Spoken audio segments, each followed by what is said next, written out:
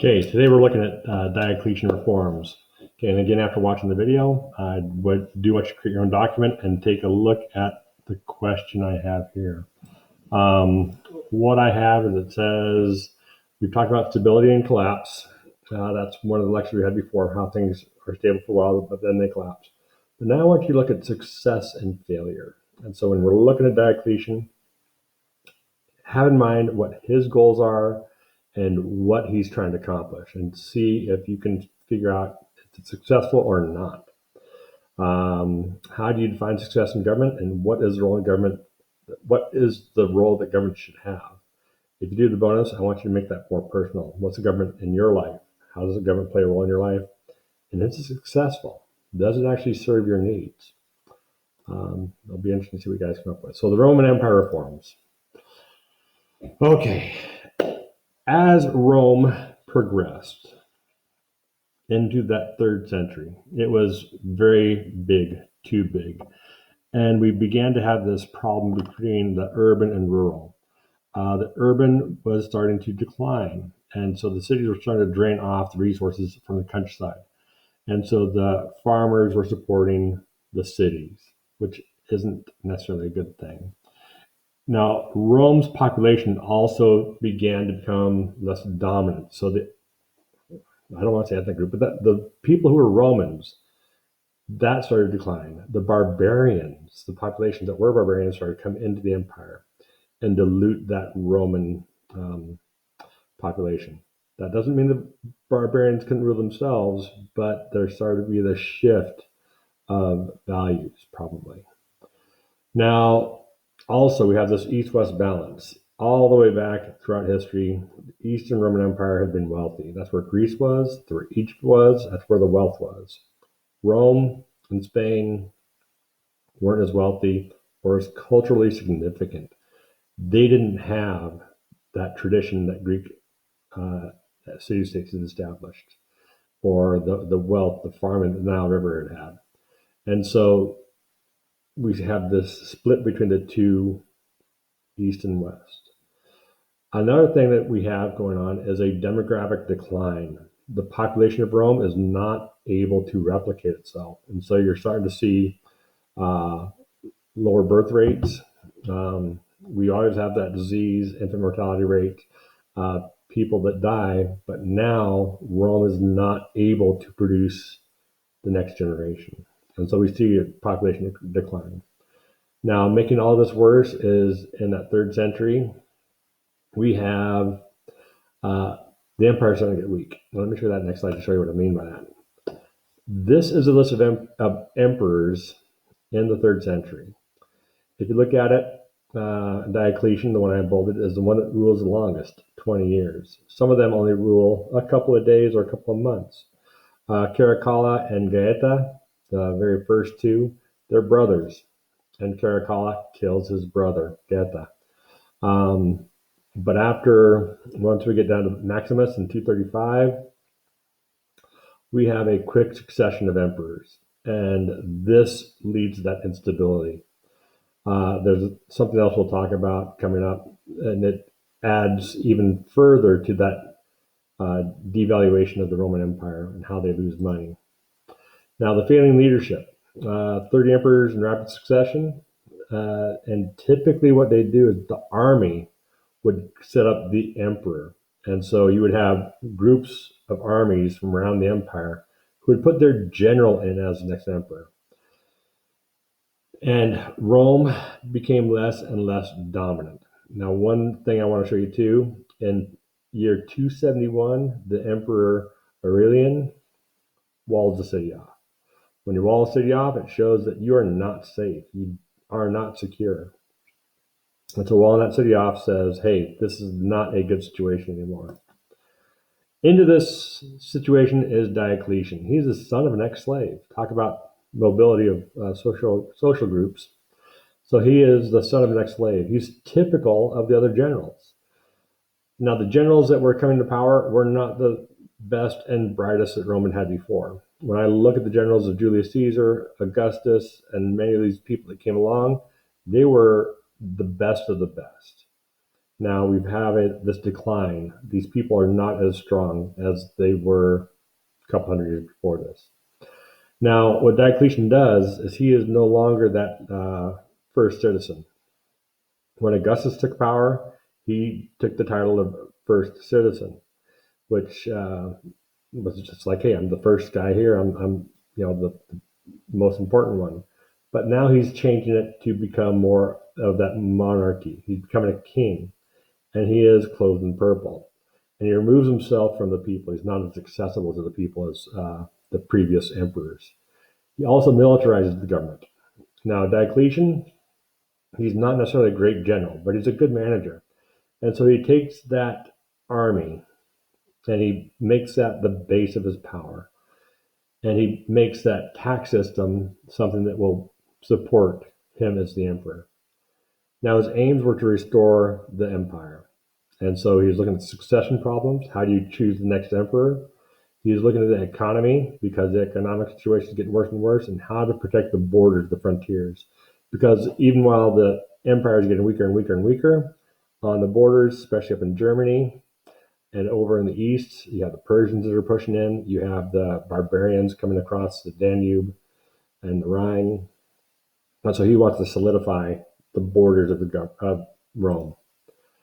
To do that, he splits Rome into actually two, but there's four. In the east, the purple colors over here to the east are the Eastern Roman Empire, and the west is the light blue and yellow. Now, to do this, he gives two Augusti, two emperors. So there's an emperor in the west, emperor in the east. He's the emperor in the east. And under the Augusti, they each have a Caesar, someone that can support them, that can help them out. Now, that yellow color is a guy named Constantine. I have to get my glasses on to see what it says there. Maximian controls North Africa, Spain, and Italy. Diocletian has this part up here, and then Galerius has Egypt and Palestine. Okay. Now he also takes those consuls of Rome and the Senate, and they no longer collaborate on the laws. And so he has moved the government from the power of the people, from that Senate, from the consuls, even though they had lost power to Augustus 200 years before or 300 years before this. And now they have very little power at all, if any. He also doubles the size of the army. He goes from 200,000 soldiers to 400,000 soldiers. And the taxes go to support that army. So he's very much increased the size of the army, and that is the base of his power. Now, one thing that was hurting the Romans with this quick succession of emperors, it's called the donative, because anytime you had a new emperor come in, they would reward the army with bonuses. And so the army had this incentive to put other generals in as emperors, because as soon as you got a new emperor in, you got a bonus check. Now, this led to overspending of the empire. Now, back in the Roman Empire days, there wasn't debt. You couldn't borrow, okay? We're going to change this to a little bit of an economic discussion here in a minute. But in economies, we use paper money. It's called fiat money. The only value in our paper money is you believe that it's valuable. If you don't believe it's valuable, it's not valuable, okay? I think I told you guys before we left that I have $251 million in my closet at school. I think it's in 3 bills. There might be 4, but it is Zimbabwe dollars, and they are worth nothing. I couldn't buy a can of pop with them because that money's not worth anything. When I was in Rome, not in Rome, when I was in Russia 30 years ago, they were in hyperinflation and they wanted American money. And so I would go on the black market. I'd go on the black market and trade dollars for rubles so I could buy other things. Now, I could buy lots of stuff with the rubles, but the prices of the rubles kept on increasing quite a bit. But the dollars maintained their value. Now, In 1964, the United States devalued or debased the currency.